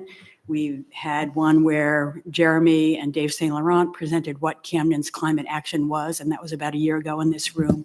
Those are all on videotape, many at the library, a couple of them on the town website. So we've been active for about a year and a half. Our goals are to keep the town proactively thinking about climate issues so that we're not repeatedly taken by surprise by things that are happening, flooding, among other things. So the September issue that went out there were three topics that have been talked about before, and we thought it was just worth mentioning to the committee. I don't know if you all remember when the pump out boat was started in town, there was discussion that because the pump out is free, that there should be a connection between that and renewal of moorings for boats that had accommodations. So we were curious about whether that ever was followed up on and whether we're doing any of that right now. The health of the harbor is, we used to test for the water in the harbor. I'm not sure you folks are doing that anymore, but it's warmer, there's less oxygen, and there's less biodiversity, and there's fecal matter. And so that's why that question came up. So it's an open-ended question. Hopefully that could be looked into or an idea for that. Another issue that we brought up in that newsletter was what Bar Harbor is doing to try to incentivize and discourage boats that are high fossil fuel emitting vessels and incentivizing vessels that are choosing other ways to propel themselves. Greenhouse gas emissions keep going up. They're the highest they've ever been. So that was a question about whether this committee or this town has ever thought about, is there a way we could encourage non-fossil fuel vessels? So that was the other one. And then the third one has to do with equity, just questioning how, and an open-ended question about what is the policy for mooring access, with some scuttlebutt around that it's not always the case that you've been on the waiting list and you're the next one picked off for when there's an opening for moorings. So we would encourage an investigation of that because it's a challenging thing to get a mooring, and we'd like to make sure that people that have been on the waiting list or people that that there's a fair way that we're reviewing getting moorings. And I don't know how you could investigate that, but we've just heard that sometimes it's who you know and not being on the waiting list. So, and that has to do Well, I with think the on that equity. last point, I would start with the idea that if someone's got a gripe, they should say it. And if they don't say it, I don't see how we would be doing or why we would be doing an investigation of how the list works. Okay, so we could send somebody who had issues with that to come and they could get records and look at. I don't know. Actually, we have a process whereby if anyone has a complaint, because the harbor master handles that, we are the board that sort of arbitrates those complaints. Is So there a form? they would have to make a complaint to us that the harbor master treated them inequitably. Is there a form or any formal process for that? There's a process, the form would be a letter. You know, just given the circumstances that we're in right now, it would be hard to know whether or not you were treated unfairly or not. If the waiting list for moorings is not public and being followed. and- It used to be public. Why is it not public? I'm not, I think there's a difference between public and published. If Yeah, I someone think you can wanted look to at it if you see want. the waiting list, I'm sure they could see it. Yeah. I And think it's a closed I and document. the waiting list is not as simple as, this is just from my personal experience. This was a few years ago that I was looking for another small mooring, and apparently small moorings are not what people are competing for. And so you get a call, do you want such and such a mooring? No, or yes, but that, you know, size of the boat in particular, draft, stuff like that it's not like a waiting list where you necessarily, because you're the top of the list, that you're necessarily getting the first call because you're at the top of the list with a certain kind of boat, and the mooring that comes up might be a different I size. agree. You might have a larger boat and see 7 people with a small boat saying, why am I not getting a mooring? Right. Yeah, The it may reason you're not not. getting a mooring is because that It's not mooring's in appropriate. a part of the mooring area that's for small boats. Because there's a turning radius. so But to it could speak. definitely look like that from, I believe mooring lists are compiled on a size basis. Is that correct? I don't, I think that's the practice, is that moorings are categorized by the range of boat lengths to be accommodated. And so, It's at the discretion of a harbor master within reason. So the Yeah. waiting list is not a true, you're at the top and you're So- gonna, So, and the way to address that, if somebody feels they weren't treated properly, is the appeals process. And you just appeal the harbor master's ruling or appointment of a mooring to somebody when you feel like you were the qualified individual. and so are the waiting lists available online? They're Not no, online. they're not online, but I think, I mean, you can go talk It would be to a public record that You presumably. go to the would be. harbor clerk. the harbor clerk would have it. And the other thing, when you talked about, what am I trying to say? You're talking about the pump out boat and cleanliness. I want to say in 2022, there was a study done by a student. Mhm. Have you seen that report and I'm gone not clear through what, that? I'm not clear what the study was.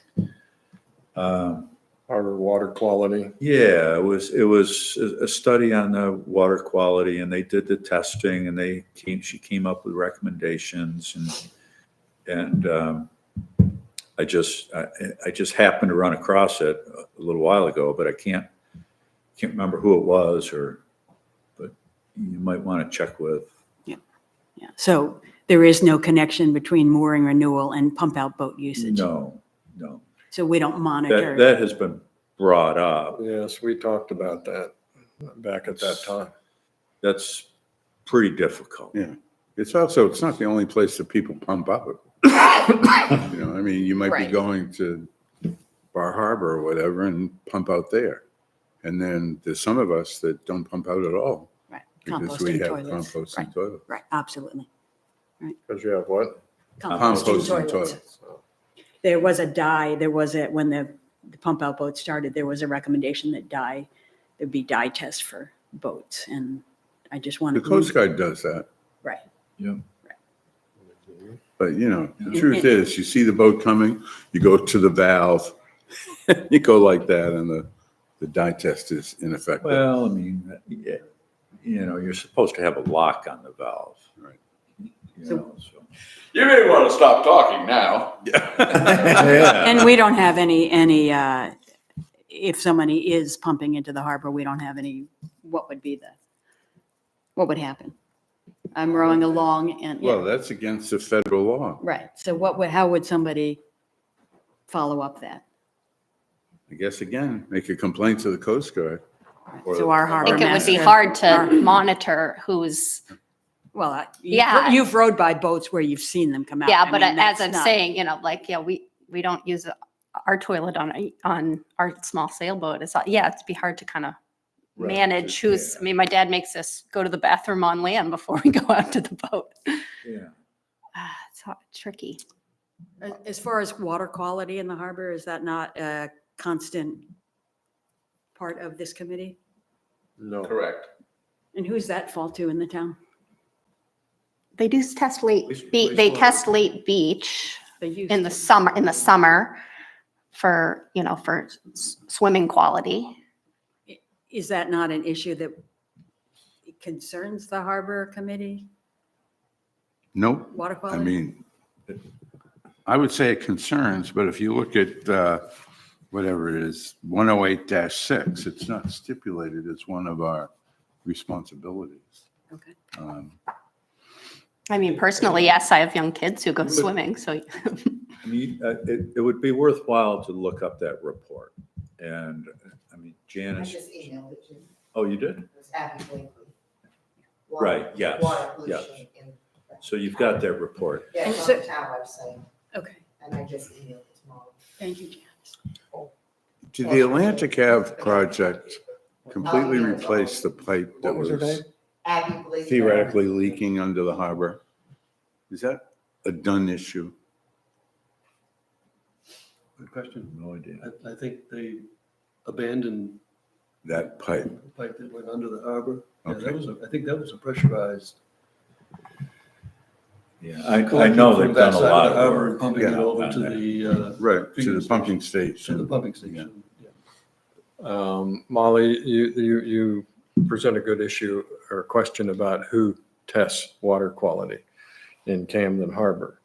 And I have the same question, and I think that there should be a place at the town website where water quality testing results are posted. They are. Mhm. Are they? And the Lake state Beach. does that. But is it only in the summer, Janice? I believe it's a summer program at the Healthy Community Beaches. Right, right. They're the ones that. And it's at the beach. We collect the sample. Okay. And then send it to them and they. I think I It's mean, I not- think it's important, but it's only, And we don't do the Inner Harbor. right. Elliot? Where is it tested? Just Lake Beach? Just Lake Beach, because they only do ocean water, that's state program. They don't do the lakes. But I would. But I guess mean, they that- don't- but- Not Inner Harbor, just Yeah. it, because it's for healthy I would guess beaches, that the considered watershed a might beach. do the water quality for the lake. I haven't, like, Yes, you have to go to 2 sites to get the lakes and then Lake Beach. Well, it's not necessarily relevant to this, but I've always wondered why I can have a boat moored out off North Haven all summer, and it probably won't need to be washed when it comes out of the water. The same boat can come over here and sit on my mooring off of Steamboat Landing and have a beard within a week. Yeah. And I have no idea if it relates to, I'm sure they must do Rockport Harbor too, the state program, they do Yeah. Lake Beach, they do all around us, so. I just, Same body of water.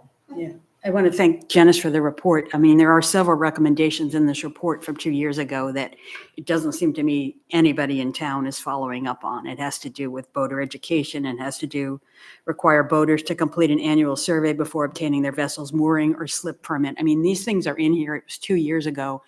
Our concern is trying to make sure that we're paying attention to the health and quality of our water and our harbor, and where in town does that happen? And this report is extensive, 37 pages of that. So that issue, we're here to try to encourage that we think about our resources in a different way. It's not just an economically viable place, you know, for moorings and for fisher people.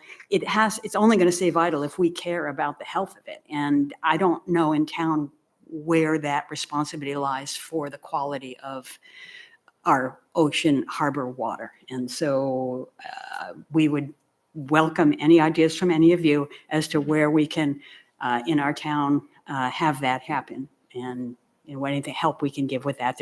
So that's why those issues came up.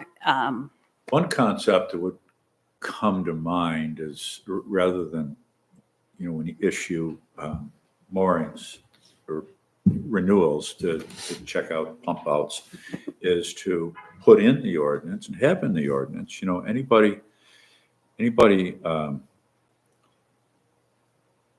Applying for anybody that is caught emptying their holding tank or pumping directly overboard automatically loses your mooring. You no longer have a right to moor in Camden Harbor. well, I think I don't get the impression that we have determined that there is a water quality problem that requires the other enforcement things to happen. This report from 2 years ago is very clear that there was, the 2022 report that I was just sent. Says what? It says that there's a water quality issue, and these are the Did recommendations. they do the Well- testing then?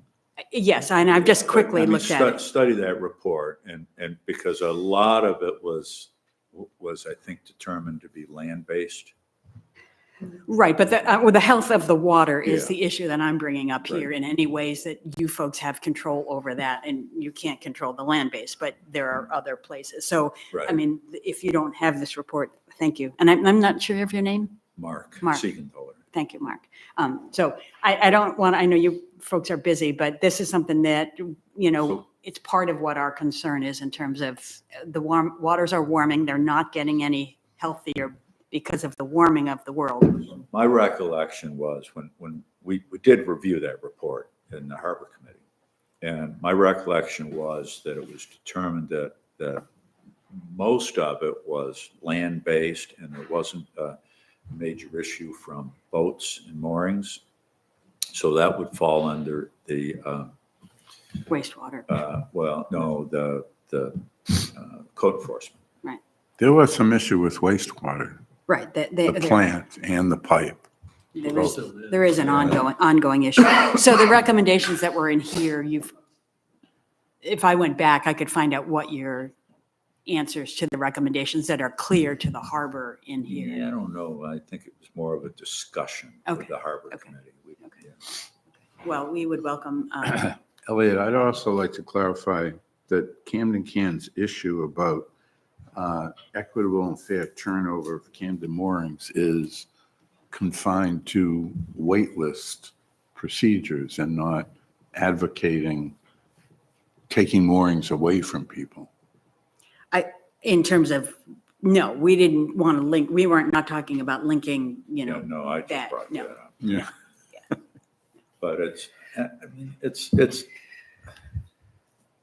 I don't know, moorings in Camden Harbor are a difficult issue because, I mean, people buy boats just to put on a mooring so they don't lose their mooring. And it's like, you know, I've always been an advocate of like, if you have a mooring, it's because you have a boat that you use and not the other way around. You have a boat because you have a mooring that you want to keep. And it gets complicated. It does. And we're not alone in it, but I think it behooves us to pay attention to how those work. So we'll have the people that have raised concerns follow a procedure and see what they can find out. There are procedures for moorings and applications, and if people have complaints, they should present them to the harbor committee Okay, in writing. or in person. Okay. Yeah. Regarding the water issue, and Mark shared some comments, Abby gave a presentation to the harbor committee, and that issue came and went and dropped off of the harbor committee's view. So will there be an issue to try to keep the health of the water quality on? I think there should be. Don't we have a Board of Health? Board of Health. Yeah. So our restaurants don't get inspected and, Oh, yeah, that's state. oh, okay. I mean, I definitely don't think we don't care about water quality. It's sounding like, yeah, So the question is how, as a community, does that get yes. on an annual basis? I think we all would agree we want our water quality to be safe and better than it is. So can we find a way as citizens to build that into the work of this committee or someplace else in town? I think that's an effectuating issue. In other words, who's going to do the testing? Who's going to take this to there? As Janice was saying, I guess the town collects the water, sends it to the state, and there's a funding mechanism. So the same type of procedure needs to be inquired about with whether it's the town manager or the select board to figure out what employee's doing that and where's the money coming from to pay for it. Because I think that there would probably be general agreement that it's not just a matter of making sure that the water people swim in at Lake Beach is okay. But I don't know what other parts of the harbor should be regular test sites, et cetera. That's not a level of engagement that this committee would be directing. It's a matter that if the town prioritizes it, then, some town employee is directed to do it and figure it out. So I guess the reason that it was in that newsletter is that we believe it should be a priority. So one of the reasons I'm sitting here is trying to figure out what we have set up in town as a way to keep that as a priority. And so that's the open-ended question. I think the federal government has addressed that by giving us a free pump out boat and free service. I mean, there's legitimately, there's no reason why somebody would not pump out their boat at the pump out Right, I'd like to station know, or with is pump there a out lot of boat, this you pumping know? out happening that we actually know of? Well, one of the things we could do is one could look at the pump out records because we would like to believe they're very full. Yeah. We would, and if that can be made public and we could Right, look but at there the may pump. be many reasons people aren't pumping out, so I'm not, Well, but that's a place to start if I mean, you're concerned. I see pump outs happening all all the the time. time. Right, but, and the pump out is one area of ocean health, but there are other things that are happening because of rising temperatures and other things, Yeah. oil and so on. So the question to the committee is, if one is concerned about the water quality health in this town, in the harbor, is this a place, this committee, would that take it on, or do we need to go I mean, like elsewhere? putting out, is there something through the town in the spring to encourage mooring holders to pump out? You know, just a simple a reminder at the beginning, you know, just doing our due diligence, reminding we have a free pump out service, please utilize it. Those are some of the recommendations Okay. that that report from 2 years ago has in there. So, I mean, that's not a terribly, I don't know if that's going to be more, you know, I assume everybody who's going to pump out is going to pump out, but it's something we can do. You know, now that we discussed this, I think I recall after that report came out, there was a letter when you registered your boat, Yeah. or you registered for your mooring, you received a letter encouraging you to pump out. is that still the case? That's a great Is that idea. part of our rules for, And no, I think that's just something that the harbor clerk maybe attached. so is that ongoing? I don't know. Well, that sounds like a way to get the message across at least. Yes, Could yeah. this committee follow up on that for us?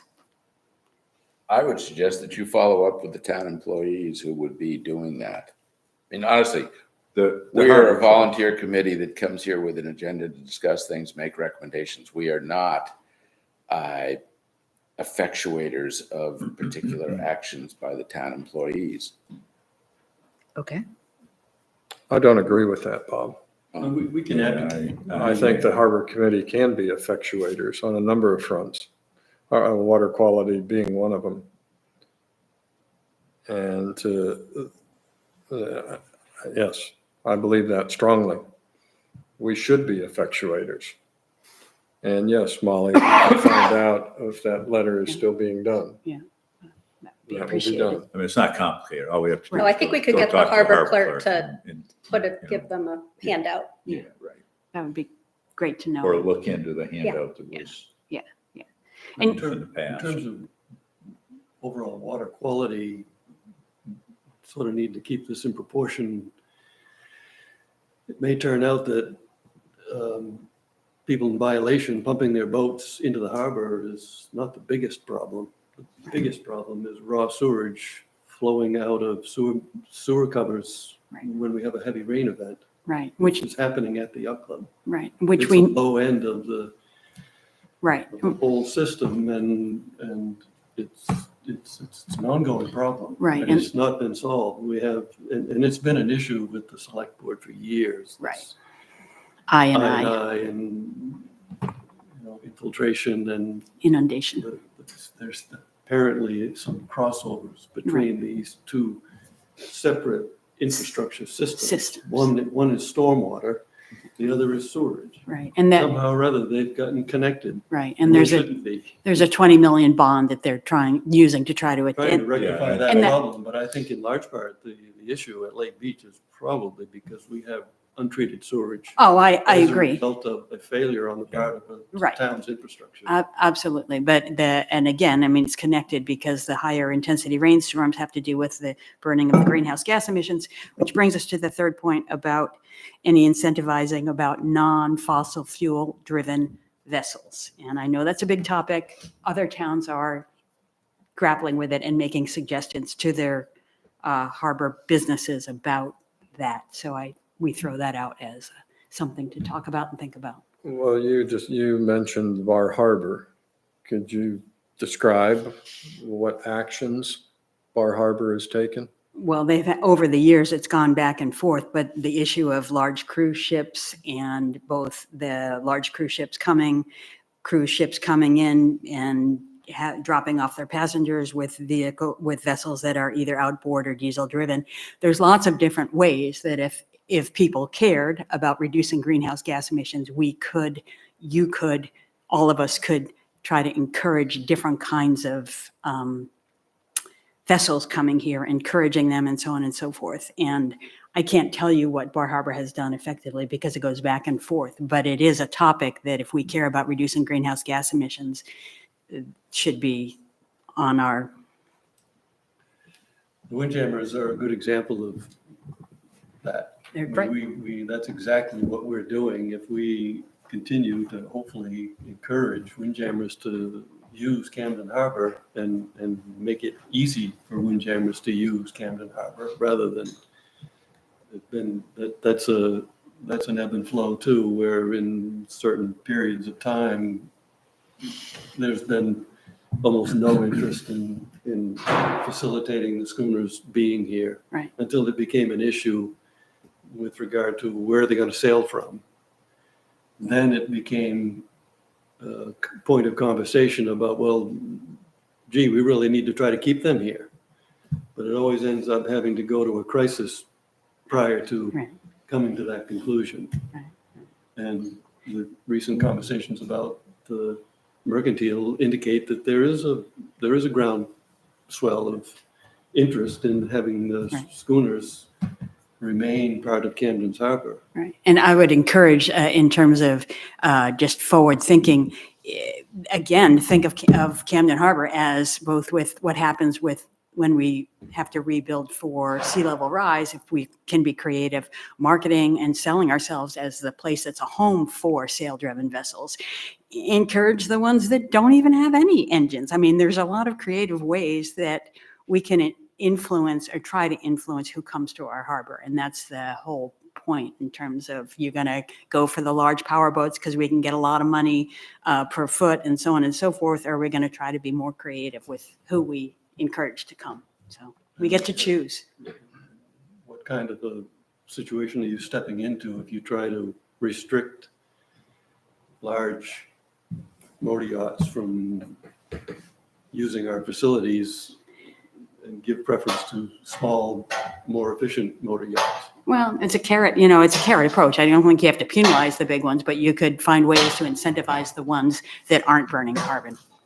It's the American way, right? Let's figure out a way that we, encourage more of what we want and less of what we don't want. Speaking of fossil fuels. The Meister.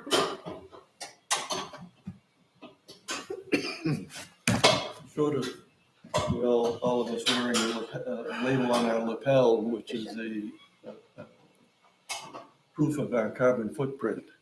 We're not going to be able to find or isolate or target the biggest offenders. I mean, it's obvious the biggest offenders are the huge motor yachts that come in here. They're running generators, sometimes 2 generators, 24/7. Right. For the enjoyment of a few people. So Right. In their air-conditioned vessel. Welcome to Right. America. well, and they're treating their own sewage on board. Right. They got sewage treatment, they got water makers, they are a self-contained unit, but it's all petroleum driven, so. It's Absolutely. it's incredibly consumptive when it comes to fuel oil, but they don't care what the price is because that's a small fraction of their overall operating costs. Absolutely. But there are people who care. And Oh, that's, Camden That's- cares. yeah. I like to think we all, nothing is sustainable if it ruins the health of your planet. I'm sorry, but, so anyway. I greatly appreciate the work you folks are doing, and Well, thank you for coming today my pleasure. and presenting your issues. Thank you.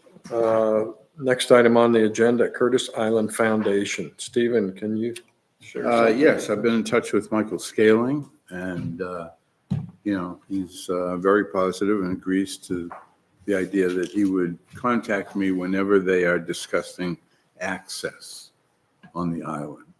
And he sent me back an email and copied Aura and our planning director, so that when those issues comes up, I'll be informed and I'll go to the meeting. Just access? That's what we talked about, because that's mainly what concerns us. I don't think the actual restoration of the building and how they do that concerns us. It's a question of what kind of topographical changes they might have to make in order to get their materials and equipment to the building, and access meaning potential dockage, whether it's temporary during construction or some kind of permanent or seasonal setup. Mhm. Okay. Jeremy, before our meeting today, mentioned select board discussion about the Curtis Island and the foundation and the effort and the financing of that effort here, perhaps at its last meeting. I guess it was Mhm. recently. And I guess we'll be hearing more about that. You know, I think the issue there is, what are their projected costs, and is it going to be entirely privately raised, or are they going to come looking to the town for money? All right. Okay, well, thank you for reaching out to Michael. Hmm. And let us know when he. I will. when he, tells you that there's discussions about access. There's an item that you skipped over. Does this affect us, these repairs to Marine Avenue and Harbor Road? Oh, yes. And this came out of the Conservation Commission? Conservation Commission, but Civic Sunlight. the Civic Sunlight, I started reading it and heard it and saw this Conservation Commission discussion about the access being impaired at Marine Avenue and Harbor Road. And yeah, I've seen that, the damage from the storms out there. And I found it interesting that they were making an issue out of that. And we weren't. And that is a harbor access issue, and it appears to be something that we overlooked. And I imagine sometime in the past, we acknowledged the fact that, yeah, it was bad damage, but we haven't really put any effort into following up on that. What's the on the ground issue in terms of look? The Marine Avenue, the granite steps are. the steps got all torn up, just like Steamboat Landing. Really, it was surprising to see big blocks of granite thrown around. Do we know how those big blocks of granite got there originally? Did the town install them or what? I can't answer that. It seems to me that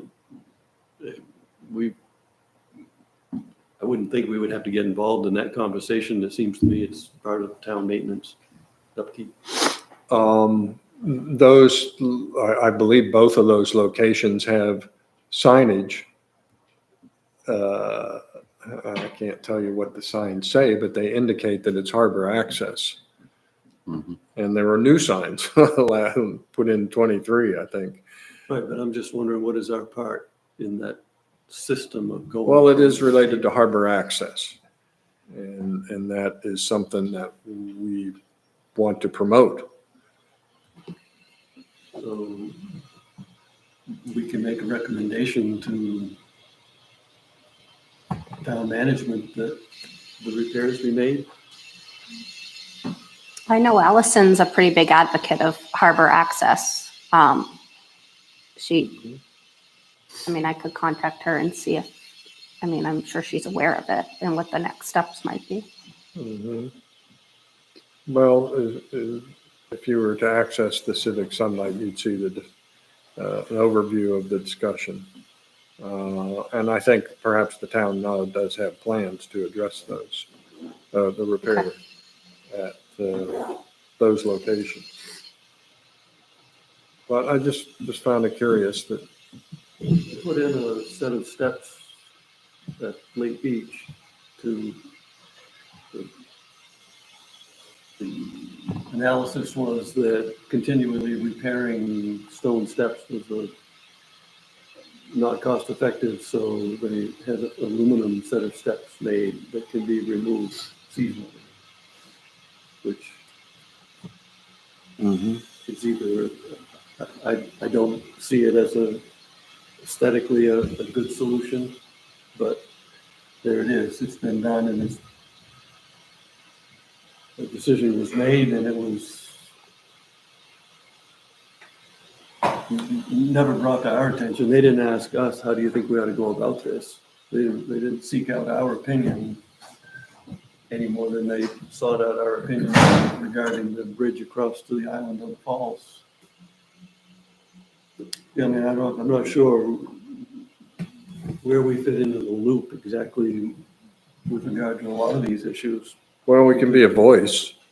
That's what we do. We have public meetings and we express our opinions about what we would like to see, but, and if we don't reach a consensus and come to make a recommendation, then we're not very effective.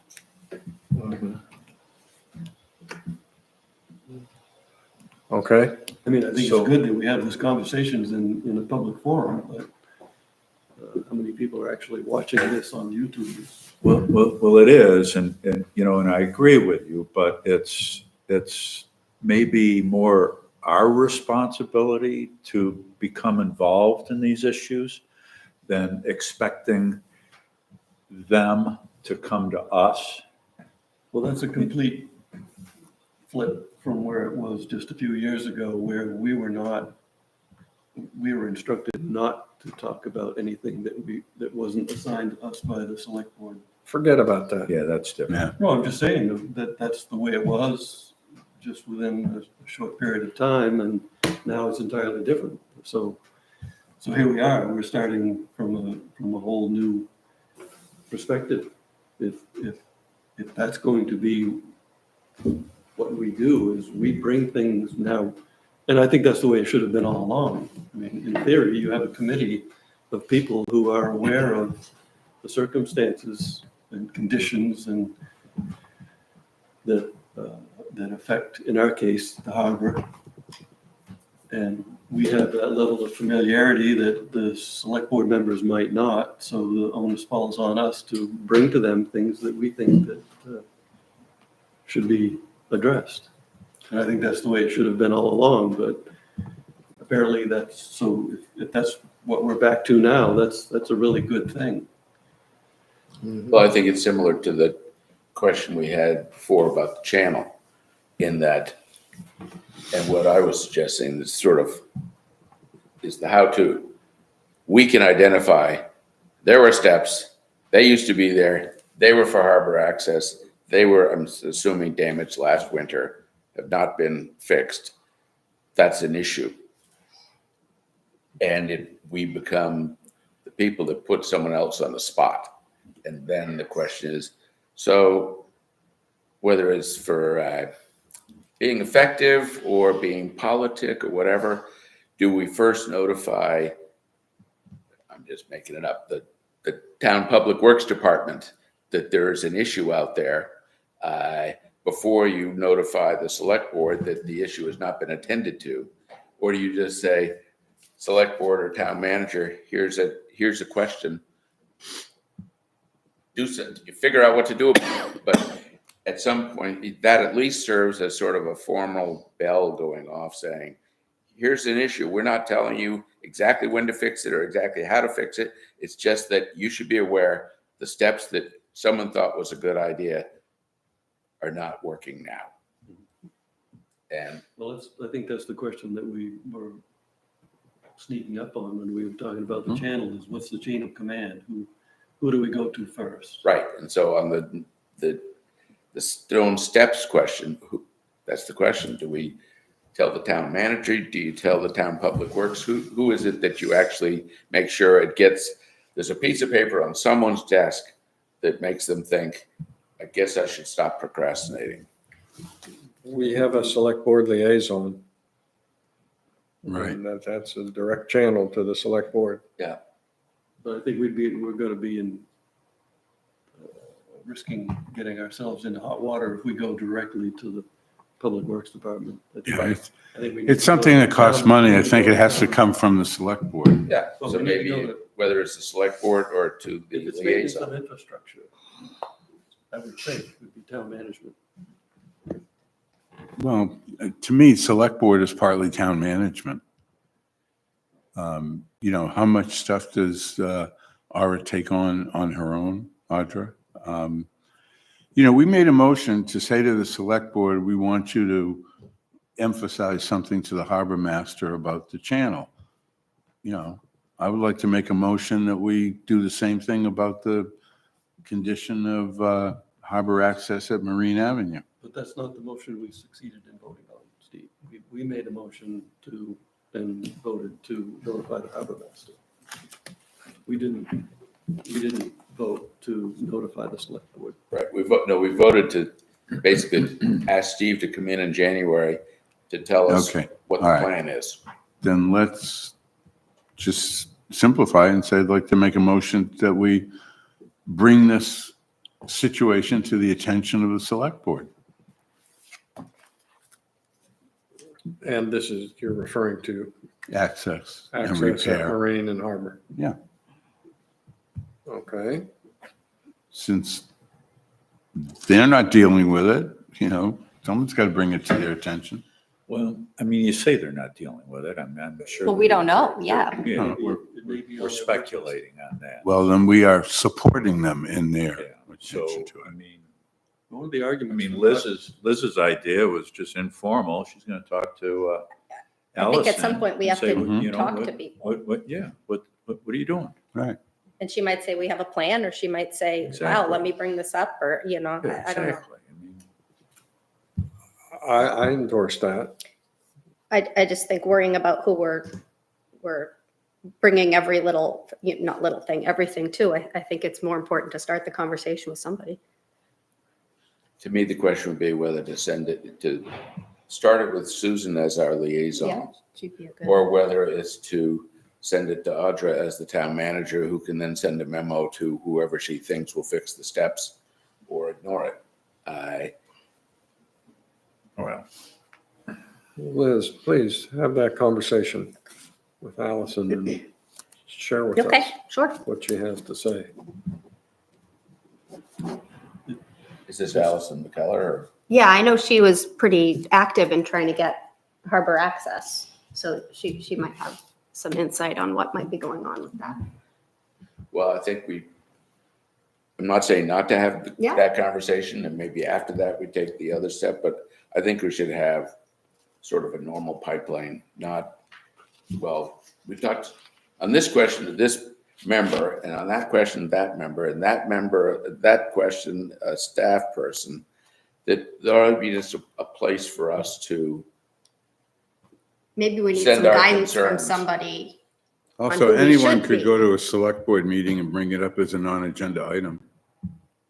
But maybe we do I think need it's some more guidance on effective who we if should it be. comes from this committee, like I say, into the pipeline. Yeah, I agree. I don't think that we should rely on individual conversations with individual select board members to get our point across. I think as a committee, we really need to, like I said, follow the chain of command, and that appears to be the question is. I also think what it's is the important chain of to, command? Do we make a request to the town management, or do we make recommendation to select board? I do think it's important to make connections though with these members and so they know what we're working I on. know, And we're well, not just this official, send an email every time we need something. I think having those relationships is also, I agree. personally, I think it's I mean, important. So, I agree, but as a committee, But we're not getting much Yeah. information sitting here wondering what everybody's doing Well, why without any. don't we've we ask? identified a problem and we don't know anything about it. Right, just like We with don't Steve, know we've spent 2 Who meetings may be not working knowing. on it, who may not be working on it. We're all speculating instead of just, okay, here's a problem. Let's go find out what's happening. You know, we gotta, no, but the and question is. that's what we asked Liz to do. Find out what's happening, that's all.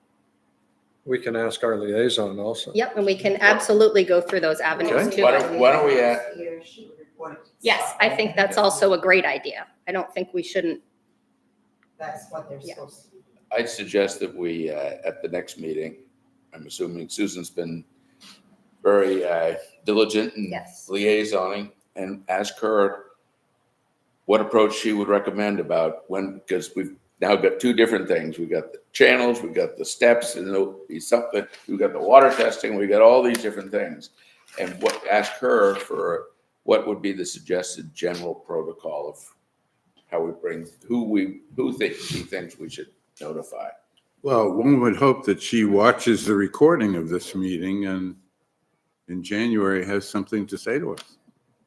If we get it on the agenda, Mhm. we will spend 15 minutes on it.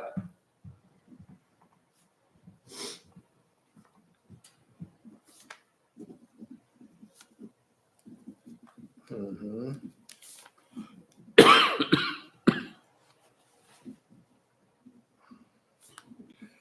Okay. So that's our discussion for today. Anybody have anything else they'd like to share? I have one quick thing. I just wanted to answer your question, Steve. I got an answer from my husband about that halibut license, that it is a commercial license that he can, it's new for him. Commercial, he can sell up to 30 fish. Wow. Not, I don't think he's going to be getting He 30. can catch but- 30 halibut. But I just wanted to, I wanted to make sure, we weren't trying to slip this commercial license, this commercial fishing under the rug with a rec license. And I wasn't aware of that, I didn't know all the ins and out of that part of what he's doing. Okay, So thank you. just wanted to let you know. I don't think you need to do anything different. I just wanted to throw that out there. So Dominic has a commercial fishing license. He has a commercial halibut license for up to 30 fish. So I don't think we need to discuss it, but, Pretty much qualifies him as a space at the Fisherman's Wharf, I would say. and I'm happy to, get the For license that for purpose, That purpose, yeah. Well, for that purpose. but if he's, Well, the other thing he is, also has a lobster license, so, but it's not a commercial lobster license. No, He's it's not recreation. reselling, he's not reselling. we are not selling lobsters. well, the other thing is But what, crab on there? They talked about- Crab on there. the priorities and full-time. So Yeah. I think it's pretty clear that it's not a full-time halibut fishery Right, applying. but, and I just have, I guess I'm also wondering if everybody here is full-time Yeah, I too. don't know. And I'm not here to throw anybody under the bus, but I just, But the bus is warming up. no. But, Be yeah, full-time until he reaches his quota or the season's end. Okay, think this is 108-18. and of course, the select board can, they're the ones who approve it and they can, 108-18 reads, use of these floats shall be by permit issued by the select board to applicants holding a commercial fishing license under the following order of preference. Right. so I'm not So, sure we need to do technically- anything, but. He has Dominic has a commercial fishing license. And unless there's some restriction on the number of Well, permits that's that you true, can yeah. issue, then we Well, don't. but it said, it talked about capacity overloading. I forget the exact phrase. The priority was full-time, part-time, depending on, like I say, sort of general capacity. The number of permits shall be limited to the number the facility can accommodate. It's Yeah. fairly ambiguous. And it's up to the harbor master. Well, isn't Well, it? he's a full-time halibut fisherman to the extent that he can fish until he reaches his quota. That doesn't make you a full-time fisherman. That relates to what you're devoting your time to. Sorry, I didn't mean to open it back up. I mean, the select board, I assume will, look over them. Right. Okay. And Steve signed off on all of them and they can do it. It's less than a 1-month season, Oh, halibut. yeah. The 24 season ran from May 18th from sunrise on May 18th to sunset on June 13th. So he, So it's like a 3-week season virtually, or 3.5. but he's But you know, there's not a spot on here that says it, or you work, because full-time and part-time, it just asks for the primary source of income. Right, but that So- doesn't control, it's the Yeah. ordinance. Oh, that's that true, would the, apply. yeah. Maybe a bad application form. being full-time doesn't require that you go to haul traps every day. Well, right. Poor Dominic's got to catch more than a fish a day. Okay.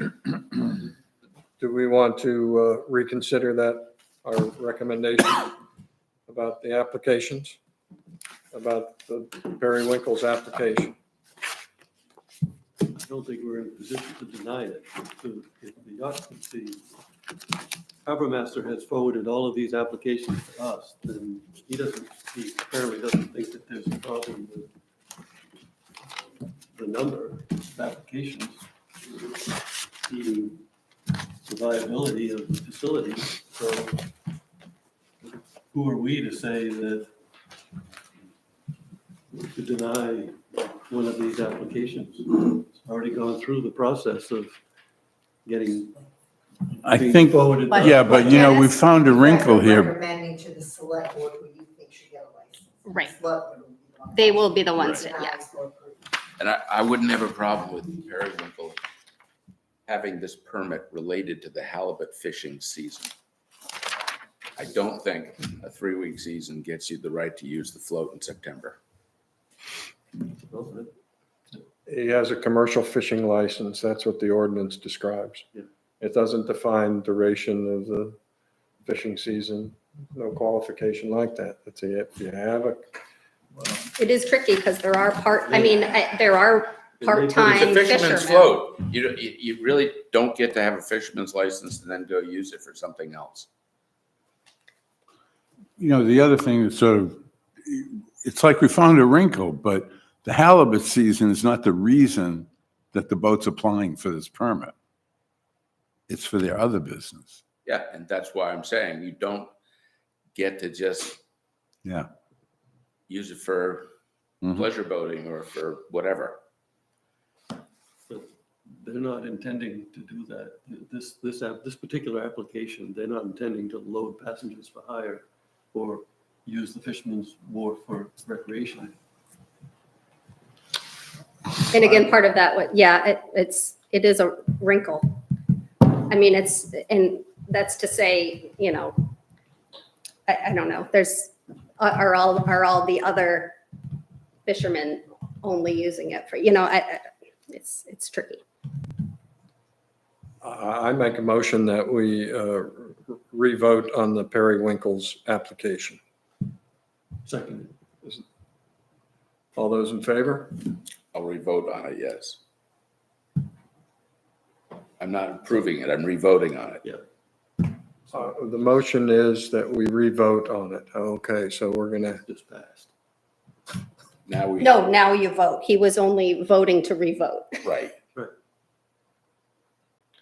all those in favor of the Periwinkle's application?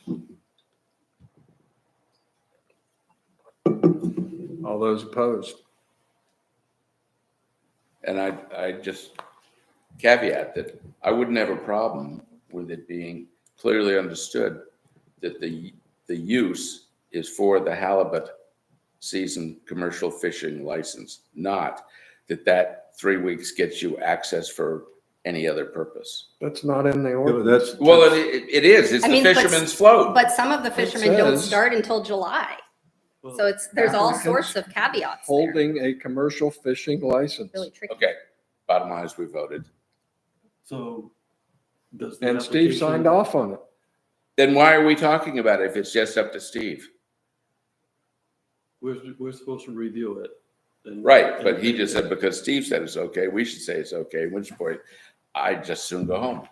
But if we did we just vote not to forward it to the select board? Yes. No, Or it to not goes to recommend the it. select board, it's just the recommendation. They'll look at it and do what they want with They, it. and So the application stays intact and goes forward to the select board? Yes. with the recommendation of the select board of the harbor committee to approve the 7 of the 8, same as it was before. Right, on those applications, Right. there's a spot, I believe, Yeah. for the harbor committee chair to sign, approve or deny. So the select board will see those. Know which ones you're recommending. Okay, any further discussion? Meeting adjourned. Thank you all for coming out today.